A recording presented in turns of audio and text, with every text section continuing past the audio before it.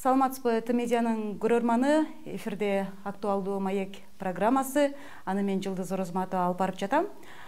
Бизде бүгүн конокто Америка Кошмо Штаттарынын Кыргызстандагы ыйгарым укуктуу элчиси Лесли Вигери.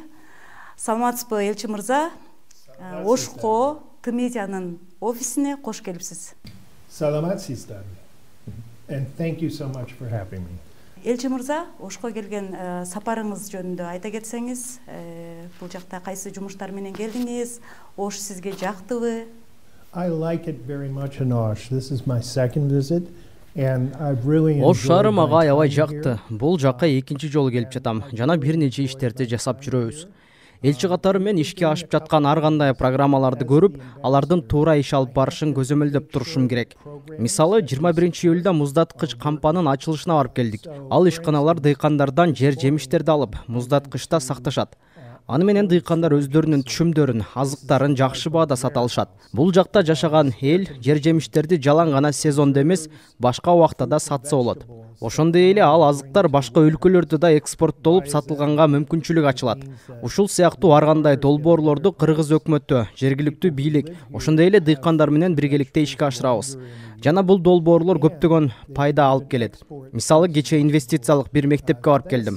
Ал жерде математика, таэквондо боюнча сабактар берилет экен.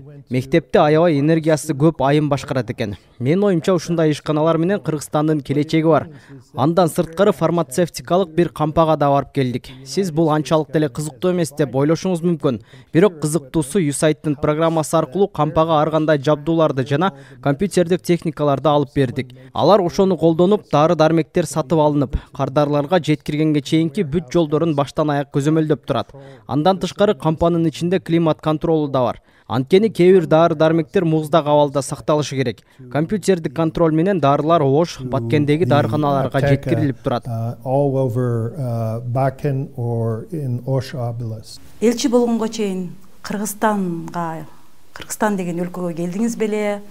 Ошол убакта кандай ойдо элеңиз? Андан бери Кыргызстанда азыр жашап иштеп атасыз.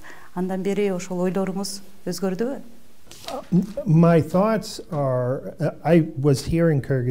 Негизи Кыргызстанга 11 жыл мурун келип кеткем. Анда Бишкекте эле иш сапар менен болгом. Кандайдыр таасир алгам.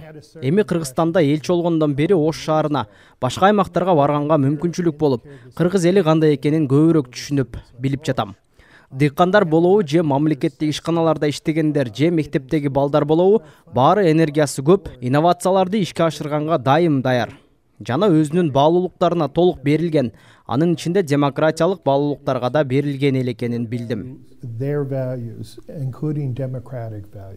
Кыргызстанга чейин сиз Пакистанда иштептирсиз, ошондой эле Американын Өзбекстандагы элчинин орун басары болуп иштептирсиз.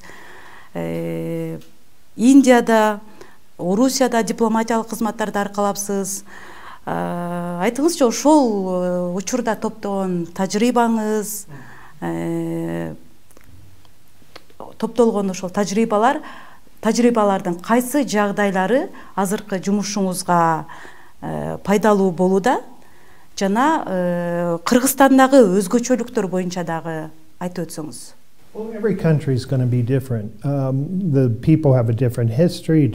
Ар бир өлкөнүн өзүнүн өзгөчөлүктөрү бар. Мисалы, жери, табияты, мамлекетти башкарып турган бийлиги менен айырмаланат. Кайсыл жакка барып иштебейин, өзүмө өзгөртүп, көнгөнгө аракет кылдым. Мен иштеген мамлекеттер АКШнын баалуулуктарын, саясатын түшүнсүн деп бүт күчүмө жумшагам. Азыр эми Кыргызстанда элчи болуп иштеп, жумушум мурдагыдан да кызыктуураак болуп калды. Анткени көбүрөөк сыртка чыгып, өлкөнү кыдырып, кооз табиятын көрүп, кызыктуу адамдар менен жолугушуп жатам. Алар эмнеге кызыгат, эмнени үмүттөнүшөт, кыялданышат. Ушунун баарын билгенге мүмкүнчүлүк түзүлдү. Тышкы саясатта дипломат болуп иштегенден бери эң кызыктуу жумушум элчилик кызмат болду. So that makes this job that I have now the best job I've had in the foreign service. Элчи мырза, эми Кыргызстандагы акыркы жаңылыктар боюнча сизге суроо берейин деп турам. Кече 20-июлдун кечинде АКШнын каржы министрлиги Орусияга микрочиптерди жана башка технологияларды ташыган кыргызстандык 4 компанияга санкция салганы белгилүү болду. Кыргызстандын улуттук коопсуздук комитети ошо АКШнын бул чектөөсүн бузууга байланыштуу иликтөө баштаганын билдирип, анан кыргыз бийлиги санкциялык чектөөлөрдү бузбаганын, ошол эле маалда ошо жеке компаниялар билбестиктен ошондой чектөөлөргө кабылып калышы мүмкүн деген божомолду айтып билдирүү таратты. Сиздер тараптан бул окуя боюнча кандай көзөмөл болуп жатат? Негизи эле мындай шартта, ушундай чектөөлөр, санкциялар болуп атканда, өлкөдөгү, Кыргызстандагы ишкерлерге бул чектөөлөрдөн алыс болуш үчүн, оолак болуш үчүн кандай кеңештерди берет элеңиз? The actions in this case are focused on 4 companies that are in Kyrgyzstan. Сиз айткан 4 жеке компания татаал электроникалык чиптерди Орусияга ташыган экен. Алар согуш талааларында дрондорго колдонулган. Ал дрондорду Украинадагы аскерлер жана карапайым элге каршы колдонушкан. Биз зомбулук үчүн колдонулган товарлардын Кыргызстандан экспорттолушуна каршыбыз. Кыргыз бийлиги деле ошол позицияда болсо керек деп ойлойм. Кыргыз бийлиги менен да ушундай куралдардын импорт же экспорт болбошу керектигин жана компаниялар ушундай нерседен кантип оолак жүрүшүн сүйлөштүк. That then shows up on the battlefield. Лесни мырза, элчи кызматына 2022 жылдын ноябрынан дайындалып, ошондон баштап кызматка киришип иштеп баштадыңыз. Анан ошондон берки таасирлерди сүрөттөп берсеңиз болот азырчы. Мисалыга, Кыргызстанда эмне өзгөрдү ошондон бери? Биздин өлкөдөгү демократиялык баалуулуктар боюнча, сөз эркиндиги жаатындагы абал боюнча абалды кандай баалайсыз? Yes, thanks for that answer. And freedom of speech and Кыргызстан менен Американы демократиялык баалуулуктар жана сөз эркиндиги бириктирип турат. Бишкекте жүргөнүмдө, аймактарга чыкканымда жергиликтүү эл демократиялык баалуулуктарды бекем кармаганын байкадым. Айрыкча жарандык коом өз пикирин бийликке ээн эркин айта алат экен. Чет өлкөлүк өкүл деген макам камтылган бейөкмөт уюмдары жөнүндө, массалык маалымат каражаттары жөнүндө ошол эки айтылып аткан мыйзам долбоорлору боюнча ошол биздин кыргыз коомчулугунда талаш талкуу күчөп турган мезгил азыр деле. Долбоор, ошол эки долбоор коомдук талкууга коюлгандан бери жергиликтүү жана эл аралык уюмдар өздөрүнүн тынчсыздануусун билгизип жатышат. Кыргыз бийлигин мыйзамга кол койбого чакырып жатышат. Сиз кандай пикирде элеңиз ушул эки мыйзам долбоор боюнча? Groups in the media are also supported by Сунушталып жаткан бул мыйзам долбоорлору сөз эркиндигин жана массалык маалымат каражаттарынын ишин чектеп коюшу мүмкүн. Ошондой эле бейөкмөт уюмдардын жумушуна да тоскоол болушу ыктымал. Менин билишимче, Кыргызстандагы бейөкмөт уюмдар облустардагы саламаттыкты сактоо, айыл чарба жана билим берүү тармактарына чоң салым кошуп келет. Өкүнүчтүүсү, алардын ушул тармактардагы мүмкүнчүлүктөрү да чектелип калат. Мен бул мыйзам долбоорду тереңирээк түшүнүш үчүн активисттер, бийликтеги адамдар менен сүйлөштүм. Алар өздөрүнүн тынчсызданууларын айтышты. Менин билишимче, Кыргыз өкмөтү чет элдик тыңчы жөнүндөгү мыйзамды толуктоо үчүн күзгө калтырды. Эми алдыда кандай окуялар болоорун көрө жатарбыз. Ал эми ММК жөнүндө мыйзам долбоору сентябрдан кабыл алынат деп турушат. Мен дос өлкөнүн өкүлү катары Кыргыз бийлигине бул документти мүмкүнчүлүк болсо кайра башынан карап чыгышын каалайт элем.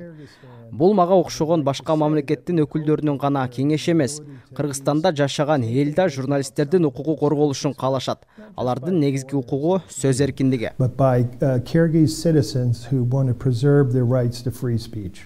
АКШда ушул ФАРА деген мыйзам бар экен. Ал 30 жылдан бери иштеп келе жатат, биздин билишибизче. Бул мыйзам ошо Кыргызстанда сунушталып жаткан чет элдик агент деген мыйзам менен барабар бирдей десек болот. Сиздин оюңузча ушул ФАРА мыйзамы менен бизде сунушталып жаткан чет элдик агент деген мыйзамдын кандай айырмачылыктары бар? Yeah, that's a good question, and I think really there's a lot of misunderstanding. Жакшы суроо. Менимче, бул тууралуу түшүнбөстүктөр көп. ФАРА мыйзамы 1938 жылы кабыл алынган. Анын максаты эмне? Ал ачыктыкты талап кылат. Мисалы, эгерде кайсы бир адам Конгрессте же аткаруу бийлигинде кайсы бир мыйзам демилгени көтөрүп жүрсө, жана ал үчүн чет өлкөдө акча алса, анда ал юстиция министрлигинен каттоодон өтүшү керек. Болгону ушул. Алар жөн гана катталып, ким экенин айтышы керек. Ал эми мен Кыргызстанда сунушталып жаткан чет элдик агент мыйзам долбоору FARA мыйзамынан такыр башкача. Бул мыйзам кандайдыр бир каттоо формасын гана талап кылбастан өкмөткө бейөкмөт уюмдарды көзөмөлдөөгө мүмкүндүк берет. Бул эмнени билдирет? Мисалы, бул же тиги уюмдун каттоодон өтөбү өтпөйбү, бул өкмөттүн кароосунда. Өкмөт бейөкмөт уюмду текшерүүнү каалаганда жүргүзө берет. Бейөкмөт уюм ишин өзүнүн уставына ылайык алып жүрөбү жокпу, аны да өкмөт өзү билгендей аныктайт. Ошондой эле уюмду жабууну да өзү чечет. FARA мыйзамында мындай нерсе жок. Демек, сиз айтып жаткан мыйзам долбоору чындап эле бейөкмөт уюмдарды көзөмөлдөө үчүн бардык ыйгарым укуктарды өкмөткө берет. Ал эми FARA мыйзамыбыздын жагдайы такыр башка. Into the government to actually control NGOs. And that's a different situation than with FARA. Элчи мырза, көптөгөн кыргыз жаштары ошол Америкага барып окуп келсем, ошол жака барып иштеп бутума туруп келсем деген мындай бир ой менен жүрүшөт. Ошол жака барууну, Америкага барууну кыялданып келишет көптөн бери. Аларга кандай кеп кеңештерди берет элеңиз? Yeah, that's a great question, and every day. Сонун суроо болду. Мен күн сайын элчиликтин имаратынын алдынан Америкага кетүү үчүн виза тапшырган жарандардын узун кезегин көрөм. Эгерде сиз Америкага окууга баргыңыз келсе, бизде студенттер үчүн ар кандай окуу программалар бар. Сиздерге да ушул программалар кызык болуп жатса, элчиликтин сайтына жана силер жашаган аймактагы Америка бурчуна барып маалымат алсаңар болот. Же болбосо Америкага барып окуп келгендерден сураса да болот. Бул программалар кыргыз жаштарына абдан сонун мүмкүнчүлүктөрдү бере алат.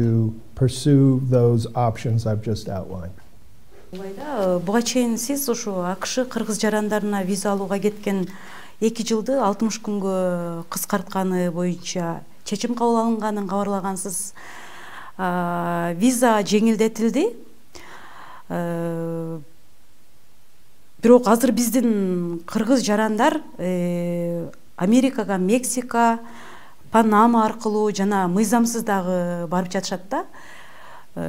Алар кармалып атат, бир топ кыйынчылыктарды көрүп атат ал жакта. Ошол эле учурда ошол силерди алып барабыз ал жака Америкага алып барабыз деп алар менен сүйлөшүп жүргөн компанияларга сиз кандай мындай өзүңүздүн кеп кеңешиңизди, оюңузду айтат элеңиз? Аларды ошол жака барып, мыйзамсыз барып, кармалган учурда аларды кандай тагдыр күтүп атат, кандай кыйынчылыктарга туш болот ал жакта алар? Yeah, it's a serious question. If you want reliable information. Абдан маанилүү суроо болду. Эгерде виза алуу жөнүндө так жана туура маалымат керек болсо, ар бир кыргыз жаранынын элчиликтин сайтына гана баш багып билүүгө чакырат элем. Эч кандай үчүнчү жактарга ишенбеңиздер. Ал эми Мексика аркылуу мыйзамсыз миграцияга баргандарга айткым келет. Ортомчу компаниялар акча үчүн ушул иштерди кылышат. Алардын аракети мыйзамсыз. Сен чөлдө чаңкап каза болосуңбу, жүк ташуучуна да аба жетпей өлөсүңбү, аларга баары бир. Андай ортомчуларга эң негизгиси сураган акчасын төлөп берсең болду. Андыктан бул абдан кооптуу. Бирок ага карабай сиз ушул жол менен АКШга барсаңыз, сизди ал жактан депортация кылышы мүмкүн жана өмүр бою Америкага бара албайсыз. So really, to get reliable information, take a look at that website. Сизге анда соңку суроону узатайын. АКШнын Кыргызстан менен мамилеси, алакасы, маданий, экономикалык байланышын кандай баалайсыз? Дагы эмне жетишпей жатат мамилени чыңдоодо? Кайсыл жака көңүлдү көбүрөөк буруш керек деп ойлойсуз? Yeah, I think across the board we're seeing really extraordinary. Кыргызстан менен Америка Кошмо Штаттардын ортосунда бардык тармактарда чоң байланыш бар. Айрыкча экономика жана маданият жаатында десем болот. Кайсыл жерде кантип деген суроолор болсо, мен 3 тармакты баса белгилеп айткым келет. Алар IT тармагына кызыккан өспүрүмдөр. Биз аларга шарт түзүп, жаңы билимге ээ болушуна көмөктөшүп иштешип келебиз. Экинчи тармак бул планетабыздагы климаттык өзгөрүүлөр. Баарыбыз билгенде азыр климаттын өзгөрүүсү ар бирибизди ойлонтууда жана баарыбызга терс таасирин тийгизип баштады. Ал эми үчүнчү тармак болсо, бул англис тилин үйрөнүүнү каалагандар үчүн ар кандай программа жана курстар менен иштешүү. Анткени азыр мен кимди жолуктурбайын, алардын баары англис тилин үйрөнгүм келет деп айтат. Тил үйрөнүү негизги аябай жакшы. дүйнө таанымын өстүрүп, көз карашта English is кеңейет. very prevalent on the internet, as you know, and English opens doors. Биздин суроолорубузга жооп берип, убактыңызды бөлгөнүңүз үчүн ыраазычылык билдирем. Ишиңизге ийгилик. Чоң рахмат. Кадырман теле көрүүчүлөр, сиздер Тбедиянын эфиринде актуалдуу маек программасын көрдүңүздөр. Бизде бүгүн конокто Америка Кошмо Штатынын Кыргызстандагы ыйгарым укуктуу элчиси Лесли Вигери болду. Кийинки эфирлерден көрүшкөнчө аман туруңуздар.